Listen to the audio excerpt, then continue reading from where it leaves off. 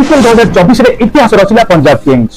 IPL 2024 रे 42तम match रे Punjab Kings शुक्रवार इतिहास सृष्टि करिछि। कोलकाता इडन गार्डन स्टेडियम रे खेला जायतो एही match Punjab Kings Kolkata Knight Riders को 8 विकेट रे परास्त करिछि। टॉस हारिबा परे प्रथम बैटिंग करिବାକୁ आसिथिबा कोलकाता नाइट राइडर्स 20 ओवर रे 6 विकेट हराई 261 रन संग्रह करिथिला।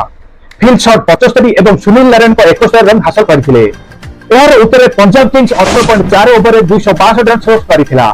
एहा हेउछि आईपीएल रे सबुठारु बड़ स्कोर। मैच समय अनेक रेकर्ड करा जायथिला। एहा व्यतीत एही तीन खेलाड़ी पंजाब रो विजय रे हिरो थिले। प्रभास सिमरन सिंह 262 रन रो टार्गेट पछरे पकाई पंजाब किंग्स प्रभास सिमरन सिंह थारु फ्लाइंग आरंभ करथिले। से 270 स्ट्राइक रेट रे 23 बॉल रो 54 रन संग्रह करथिले। एहा समय रे तांकर बैट रू 4टी चौका और 5टी विशाल छक्का आसीथिला। तेबे दुर्भाग्यवशत प्रभास सिमरन आउट हो जायथिले।